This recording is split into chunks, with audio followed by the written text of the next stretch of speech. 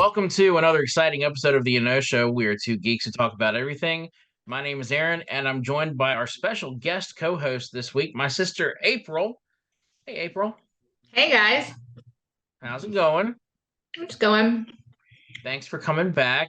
See, we didn't You're scare you welcome. away after your first episode. No, not yet.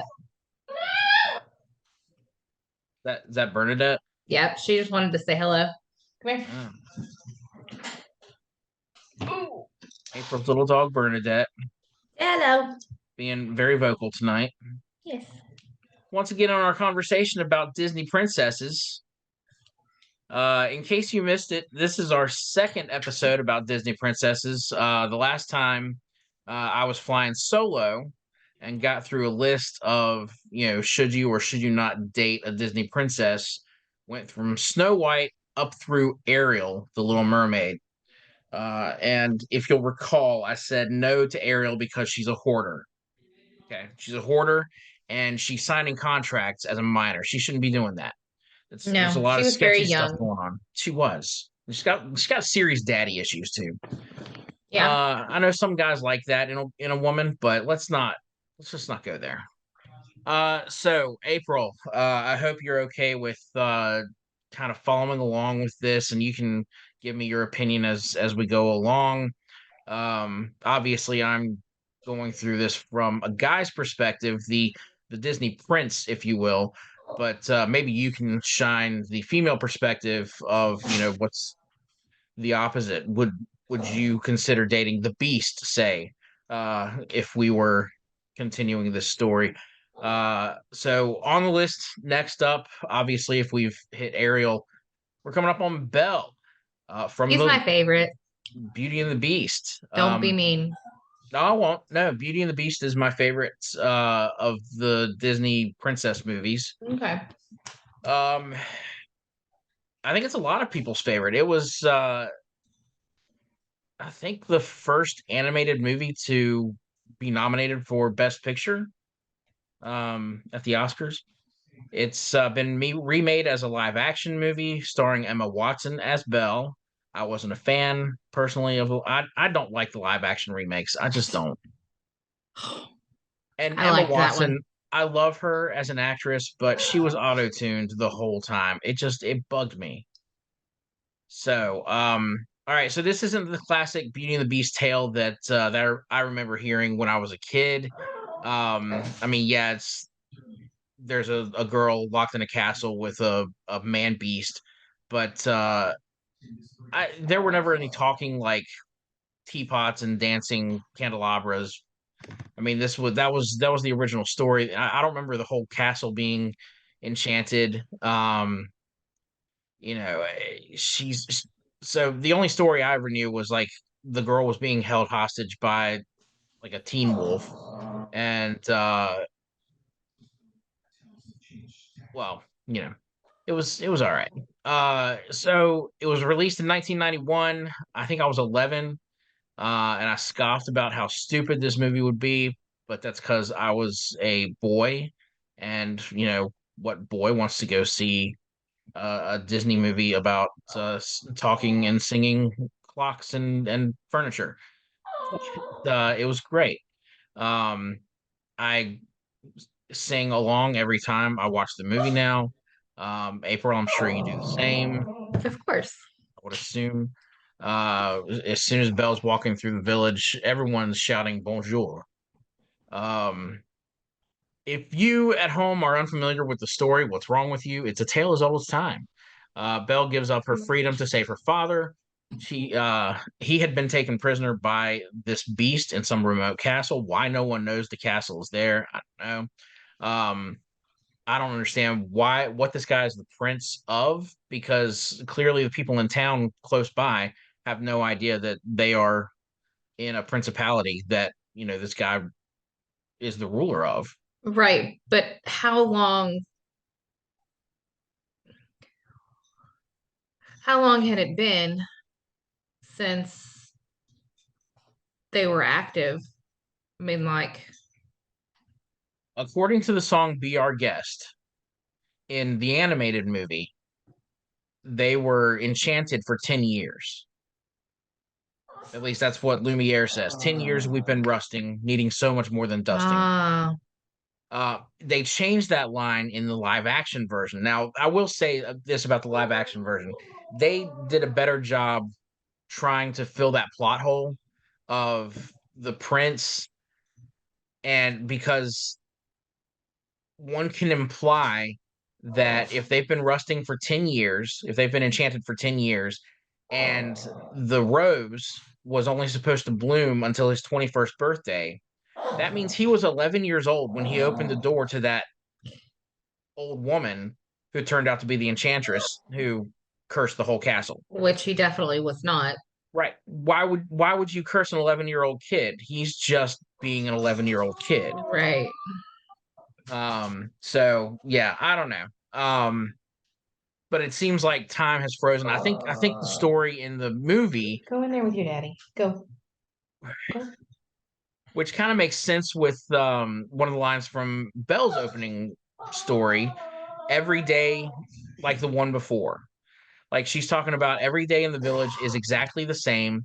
I think what's happening is she's not from this village. Like she and her dad moved here in the middle of this curse, and they realize that every day is the same, and so the village is also enchanted, right? Right, because Um, the people that are in the castle that are now the objects were once lived people as part from of the the village. village. Yeah, they were Yeah. servants who worked in the castle but lived in the village. Right. So I will say that about the live action version. It did a better job of explaining the story. But there's only so much you can do with a 90-minute kids animated Right. movie. Um, so anyway, uh, in process of living there and being given certain freedoms, I would definitely say that Stockholm syndrome sets in for Belle, and she does fall in love with the nameless beast slash prince. So big question: if she was real, should you date her? What do you think? What do you think guys should do? Like, if a man were to really know this Belle person in real life, what would you think? I mean, I think she's normal. I don't think she's not crazy. She doesn't have any of those crazy ideas, whatever. She likes to read. She's a nerd. She's not talking to squirrels. Right. I mean, she does talk to furniture, And the but the horse. furniture talks back. Right. But prior to going to the castle, she's a normal Right. girl. She's not your typical Disney princess who has conversations with woodland animals. Right. Like, yes, if I was a guy, I would say go for it. And I say yes. And Gaston? No. Yeah, well, no, he's the bad guy. Right. But I mean, I'm just saying. You said beast earlier, so you know. Well, yeah. Um, so for me, Belle is one of the good ones. She's well read and obviously educated. She powers through extensive novels on a daily basis. She Yeah. revisits old stories that she's already read because she loves to see them play out over and over again. It's not like she's expecting a new ending. She just loves to read those stories. She's not shallow, otherwise she would be with that lunkhead Gaston. Clearly, with Belle, looks don't matter. I mean, she falls for a monster, basically. And get this, she's super strong. All right. So there's that scene in the movie where she runs away from the castle. She's attacked by a pack of wolves. The beast comes in and saves her, Mm. and then he passes out from her wounds. She runs to him, covers him with her cloak, but then the scene cuts to the beast on On the the back of the horse. horse, and she's leading the horse back to the castle. How did he get up there? She had to have lifted him. She is super strong. Also a plus, she loves her family. Now, of course, the only family that we know of is her father, Maurice. Um, but she doesn't care what the people in town say about her dad. She's there for him no matter what. She defends him no matter what. Right. And then she sacrifices her own freedom for his after they encounter the beast. So I would say that the beast or the prince, whatever he is in the end, he definitely comes out ahead in this relationship, especially since she breaks the curse and all the servants become people again. and now they have no furniture or dishes in the entire palace. Got They to got to make start over. HGTV, get home on out to renovation. IKEA, y'all. Oh yeah, All right, absolutely. next we have Jasmine from the classic Arabian Nights of Aladdin. So we're well into the Disney Renaissance now. Jasmine is the daughter of the Sultan of Agrabah, and that gives her a significant amount of power herself. So whoever she chooses to marry would eventually succeed the Sultan as ruler. That doesn't seem fair to me. I feel like if she is the daughter of the Sultan, should she not be the heiress to the throne? Well, it's just like, It's all Downton. patriarchy thing, right? Yeah, well, I was just gonna say it's just like Downton, he didn't have a son Right. and Mary couldn't inherit because she wasn't a boy. So it was his next of His kin title that had, was yeah. a male. And I mean, it's just how things were done back then. I mean, and Aladdin was way before that, but I mean, that stayed with how tradition was done. So, we know who she is and kind of she's a very brave person. Um, but the question, of course, is should you date her? She snuck out of the palace Right. because she was trapped. I mean, she, was having to meet all of these men and she wasn't all about it. I mean, Sure. she knew what she wanted and nothing that was coming into those palace doors reflected what she wanted in a husband. Right. Um, well, I'm saying no for this one, Really? really. Why? Um, okay, first of all, I think she's gorgeous. Okay, Right. I dig her look. But the thing with this princess is that she is probably always going to question why the guy's chosen to be with her. Do you love her, or do you Or love is her it for her because they father's want to throne? be Because I feel like that's the draw for these suitors coming into Agrabah. right? They see this single princess who law dictates has to be married to a prince. Uh, that way, when the Sultan eventually passes on, that throne then becomes mine. I mean, that's the whole reason Jafar is after her in the first place because he wants to be the Sultan of Agrabah. She's adventurous, she's courageous, much more so than most of the pampered princesses who hardly ever see beyond the palace walls. But let's think about her family for a minute too. The Sultan, I don't think he's playing with a full deck. He is highly susceptible to hypnotic suggestion. Studies have shown that in cases like these, the apple does not fall far from the tree. So Yeah, how but I long? think a lot of his was Jafar. He's he's a little eccentric. So how Yeah. long would it be before Jasmine starts exhibiting signs of her own senility? I'm But we just also don't saying. know anything about her mom. That's true. We never know any of these women's mothers. Well, We just know their stepmothers. Belle's mom passed away when she was a baby, so um but Again, we never what do hear we know anything about about Jasmine's mom. her? All right. So next we come up to a controversial one in my book, Pocahontas. She's not a princess. She's part of the lineup. Mm, I mean, it's fine. We can talk about her, but I do question though, is Pocahontas actually a princess? I think it is debatable. She's officially part of the Disney princess, on Disney's level, sure. right? But But she was the daughter of a Native American chief. In real life, that's not considered royalty. no. The real Pocahontas later married John Rolfe. I'm not even sure he was considered nobility as No. far as the English hierarchy goes. No. He He's was just the a white man. governor. He was the governor of Jamestown for a time. But really, that marriage was a marriage of uh, let's just call it sex trafficking. Call it what it is. Because Okay. Pocahontas was a teenager when this all went down. She was 13 when she met John Smith. It's so funny. And I mean, They're all obviously, little, in the movie, she is aged up quite a bit, so you right. can They're make all that little babies in the grand scheme of things, but in the right. movies they're 20 and up. Right. Um. So anyway, all that to say, she in real life never even married into the title of princess. And as far as I know, I didn't see the sequel to Pocahontas. I avoid those straight to video sequels if I I didn't can. see that one either. But I don't think she like married into being a princess. Uh So Pocahontas was single-handedly responsible for welcoming the British to the New World and taught them how to fish and plant crops so that they didn't starve during the winter. At least that's how the legend goes. Right. That's not really how it happened because Disney can rewrite history. I feel like why can't I? To be fair, it can be simply said that Disney fictionalized a story based on an actual historic figure. Should you date her?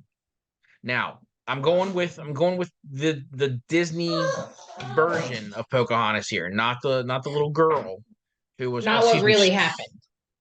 I said she was 13. She was actually 12 in 1607 when the settlers arrived in Jamestown. Uh so we're going to go with the movie version so it isn't disgusting and gross Right. to think about a 12-year-old.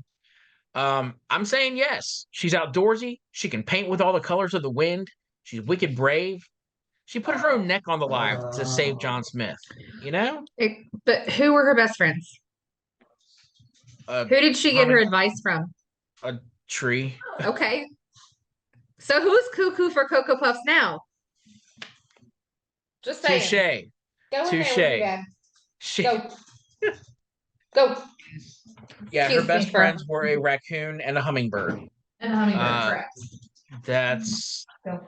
that's definitely a good point. And yes, her biggest mentor was a an ancient willow tree. So okay, that's fair. That's a fair point. That really is. Say it. Um.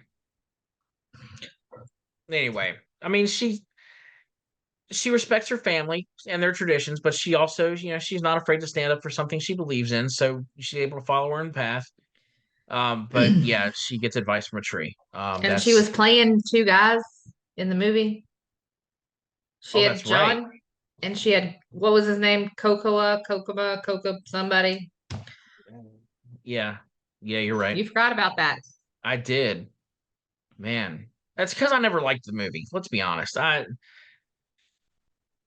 just didn't. Because I had very little respect for it. It came out like only a couple years after I had taken Virginia history in school. And so like in my mind, I'm thinking this is not Pocahontas. That's not John Smith. This is a bunch of crap that Disney made up. But you did All right. sing a wonderful version of Colors of the Wind. Hey, it's a great song. Thank you, Vanessa Williams. All right. So next we come to Mulan, and I'm gonna say this is controversial too, because I don't think she's a princess either. I do not well, I don't consider her a princess, even though she is again a part of the official Disney princess lineup.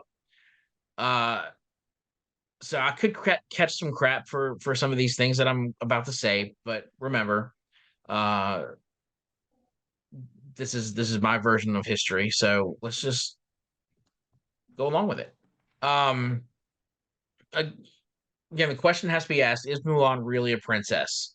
Uh, she doesn't come from any kind of royal line that I'm aware of. Her family is possibly of noble lineage, but she's not the daughter of the Chinese emperor. So automatically, she's not born into royalty. Right. In the end, she falls in love with her commanding officer. So, assuming that they carry out that relationship to a marriage, again, I never saw the sequel. I don't do the straight to DVD stuff. Uh, she's not marrying into royalty like Cinderella did. So I'm pretty sure all that means she's not a princess. Admirable, yes, but not a princess. Um, I just don't understand why Disney considers Mulan a princess, but they leave Kida, who we'll talk about in a little bit from Atlantis. She actually is a princess. We're not gonna put her on the list. Why? So Should you date Mulan? Should a guy date Mulan? I honestly can't give feedback because that's one I've not seen. Okay. I, Spoiler I, alert. Do you are you familiar with the story of Mulan? I mean, I know some of the music from the movie, like Like Christina Reflection. Aguilera song? Yeah, but Yeah. and I mean some of the because I've got Disney playlists, and so some of them play, but I mean that's the one where she is goes in like she's a soldier or whatever, right? Right. So the premise of the movie is her the edict has come down from the emperor that every family with an eligible man to that can fight Has needs to go to serve. right has to serve in the army because the Huns are coming over the wall and attacking China. So the only eligible male in Mulan's family is her father, who is he's elderly, he's injured, he should not be conscripted to fight. So she sneaks away, cuts her hair, and pretends to be a boy in order to take his place. Um, like I said, that's very admirable and it's very brave of her to do, but um I'm saying no, that one should not date her. I'm gonna say again, for one thing, she's lying about being a princess. Right. For another, I think she's slightly gender confused. I understand that her reasons are noble. She's saving her father from having to go fight the Huns. That means she has strong family ties, which I consider that a plus. But she's dressing like a dude for the majority of the movie. I mean, I don't know if that's a red flag or not. Um, I mean, these days, whatever floats your boat. If you Right. want to change your pronouns, go for it. But like, she's I don't know. And then having a relationship with her commanding officer, that seems problematic as well. Um, I mean, I know it doesn't happen until, he finds out she's a girl, Realizes that she is a woman, right? but still, that's the kind of thing that can get you dishonorably discharged, right? True. Okay, now let's move on to Atlantis. I love this movie. Have you seen this one? Oh, I saw this in theaters. Um, This is a forgotten classic, I think. Most people write it off because now we've left what is known as the Disney Renaissance. Everything after Tarzan would be post-Renaissance. Um, but so the princess in this movie is Kida. She's the one with she's got white hair. Um, which I think she pulls it off very well. If you're not familiar with Kida, like I said, she is featured in Atlantis, The Lost Empire. This movie features the voices of Michael J. Fox, James Garner, among several others. Leonard Nimoy plays the king of or the emperor of Atlantis. It came out in 2001, so yeah, it's a couple years after the Disney Renaissance ended. Um, so I just don't understand why she's not considered an official Disney princess. It's probably just because that movie did not make as much money as the official Disney princess movies. And Probably. so it's like kids aren't going to remember who she is because kids never saw that movie. Right. Um, okay, so she is she's heir to the throne of the lost city of Atlantis. According to the film, this nation or city state or whatever it is has been subterranean for thousands of years, but she doesn't look a day over 25. Hmm. So clearly she's immortal. Um, I don't know how old she's actually supposed to be. Uh, but in real time, she would definitely be at least several centuries old. Um, Let me think. Okay, yeah. Well, obviously the question comes up: should you date her? And you have no idea. I don't. All right. Well, let's just go down the list. I would say yes, knowing what I know about this movie and knowing what I know about this character. She kicks a lot of butt in the movie. She doesn't back down from a fight when the bad guys try to take over Atlantis. They're trying to steal her mysterious, or her, not her, but the city's mysterious source of power, whatever's kept them alive for hundreds of years. She's smart, she's adventurous, she's curious. She speaks pretty much every language in the world. And in the end, she falls for the geek, played by Michael J. Fox. So it's nice to see that a princess can fall in love with somebody who's not the knight in shining armor. Um, and again, like I said, she really pulls off the white hair look. All right, the next one, you have to have seen this one. Did you see Enchanted? Amy Adams Yes. as Giselle. Yes. Okay, also not an official Disney princess. Do you know why though? Why she's not an official Disney princess? I mean, aside from the fact that it's not a animated movie the whole time. Sort of. It's because it's Amy Adams, and because if they wanted to use her likeness on uh any kind Oh, of memorabilia or um any kind of or to have merchandise, her as a princess in the Disney parks. right, they would have to pay for her likeness repeatedly, Dang. and Disney is not willing to shell out that kind of money. Of Now, course not. an animated, princess that you've made up, yeah, I mean that's you've got the Yeah, they rights to can that make look. dolls and print the pictures and do whatever they need to do for sure. Exactly. But if you take the animated version of Giselle, which is based on the likeness of Amy Adams, they're not allowed to do that. So that is why Giselle is not an official Disney princess. Okay.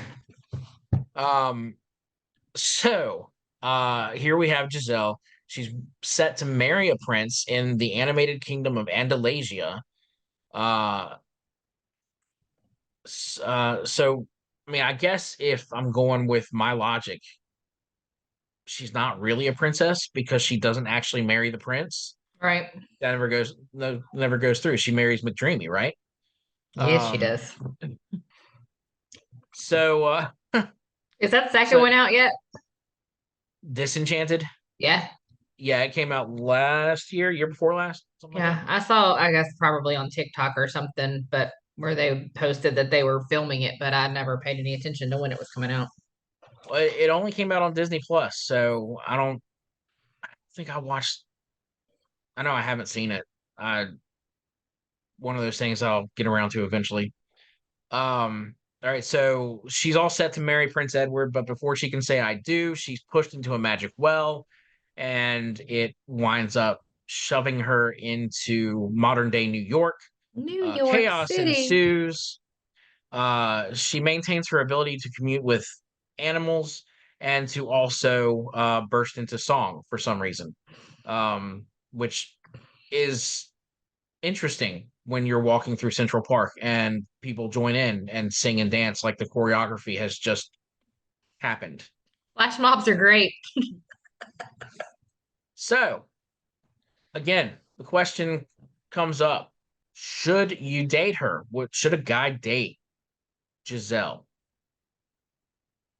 What would you say?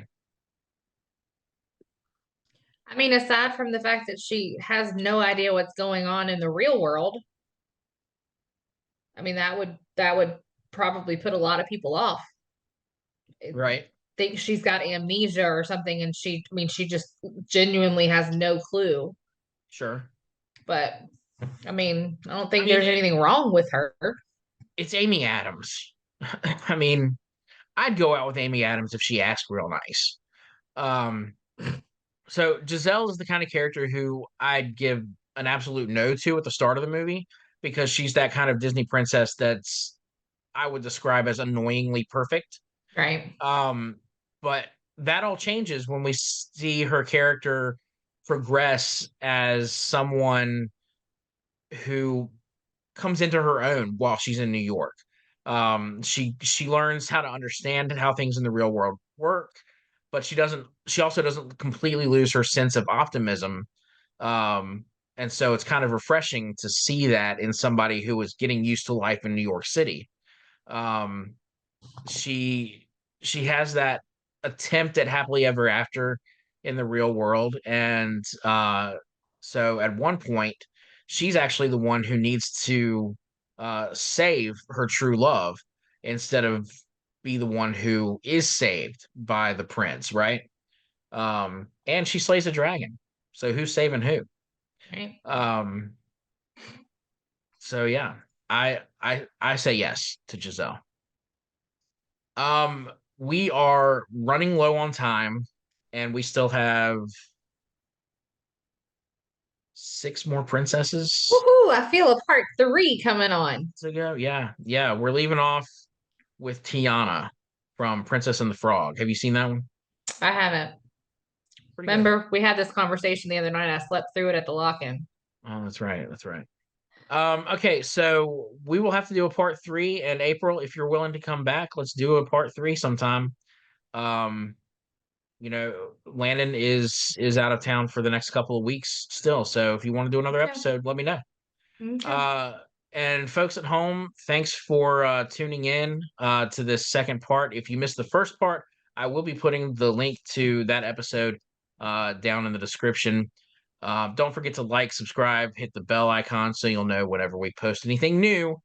And as always, have a great whatever it is, wherever you are.